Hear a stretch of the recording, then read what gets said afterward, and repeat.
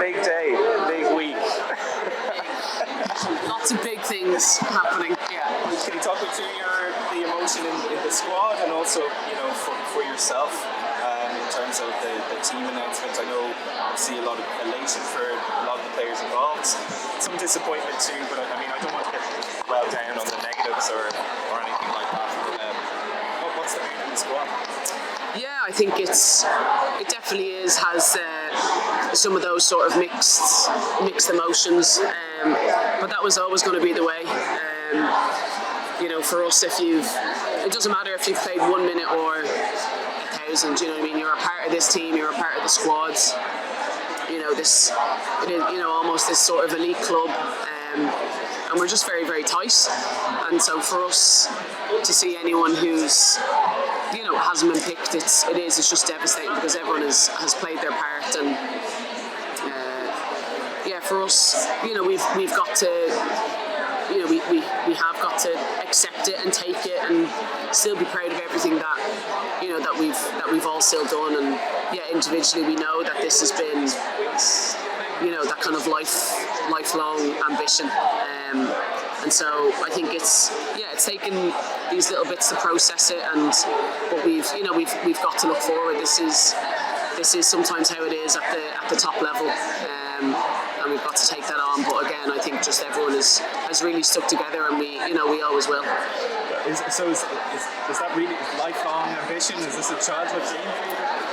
Yeah, I suppose, when you say kind of lifelong, I suppose you don't know if it's going to become a reality, but I think it's just, even that's it, you even watched, the men in the World Cup and just being a number one fan and just seeing how happy it made the country at the time, you know what I mean? I was literally kind of growing up with it, and I suppose, you kind of don't think it's a possibility, but at the same time you also see these guys run around playing for their country, and the joy. I remember it was bringing my family at the time or the town. We were going up and watching some of the games, and you're kind of like, oh, that's cool, and I play football, so why not?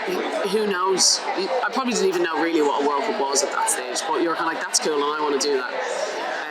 And then it just starts to gradually build, and then there was women across the world and that you finally got to see playing football and for their country, and it's all started to piece together nicely in that way. Well, not to put the weight of the youth of Ireland on your shoulders now, but I suppose now with this historic moment of the team, first time getting to this major tournament, young girls are going to be, well, they're not going to wonder about the Irish women's team making it to the World Cup because it's happening. Yeah, and I think it's going to be the same. It's going to be young boys as well. Because at the same time we looked up to the men's team and really wanted it. And I just think it just lets people dream, lets people see that it's possible. And listen, if that sort of pressure that you say of young kids, that's an absolute privilege to have that pressure to inspire, to grow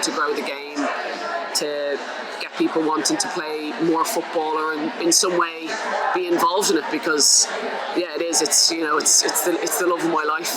My partner won't be happy with me saying that, but it is, it's our real first love, and if there's any way that we can create a pathway, I think this entire squad is happy to take that on and inspire anyone who wants to get involved.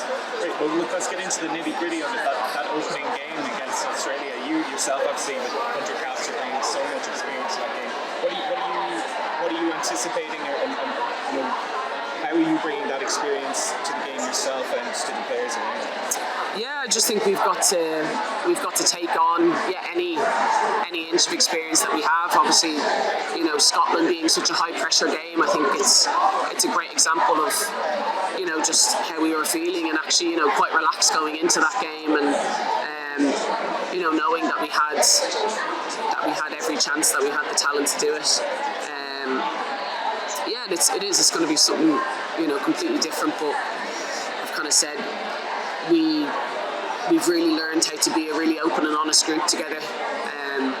Saying if you don't understand maybe what we're trying to do on the pitch, or just, you know, even if you're a bit scared or nervous or tentative about kind of what's going on, it's a massive situation. I think, you know, we're very open and honest about that with each other now, and then that kind of helps us through it. So I think, you know, we've got a squad filled with massive experience of winning leagues, winning FA Cups, playing in Champions League semi-finals.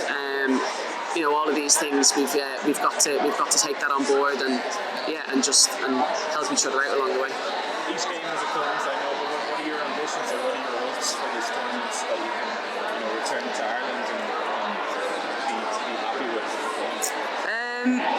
Yeah, I think for us, we obviously have that goal of getting through the group. But I think, you know, first and foremost, we just have to, not let the occasion get to us. You know, and kind of take it in for what it is. Sometimes, and sport is sport. Sometimes, if another team is better than you, you have to kind of accept that. But I feel like if we don't just take it on for what it is, or let the occasion kind of get to us, I think, you know, there might be kind of some disappointment in that. So I think if we can just kind of relish it, take on those good nerves that get the adrenaline going. And for us it'll be this, you know, and as we've done for a lot of the campaign, Courtney Brosnan keeping clean sheets, not letting teams through, and then we have, you know, the ability to score all over the pitch as well. And listen, we're still giving ourselves every chance, because we know we're 100%. We're a very, very tough team to beat. Last question quickly, because I know that our DM guys are waiting on me here, but the fans in that stadium, obviously it's no secret, the huge expat community, Irish expat community in Australia. You hoping they drown out the Australians, or are you looking forward to that? Oh yeah, they're definitely going to give it a good go. You know, there's definitely going to be a wave of green, you know, and patches all over the stadium. My own sister lives in Australia as well, so I think just kind of getting over as well and being able to play where she lives, and you know, she'll be getting everyone on board as much as she can. And I have so many friends from uni and from everywhere that are over there, so it's we're very well known for being some of the best fans in the world, and I know, you know, it's going to be the exact same the other side of the world as well in Australia.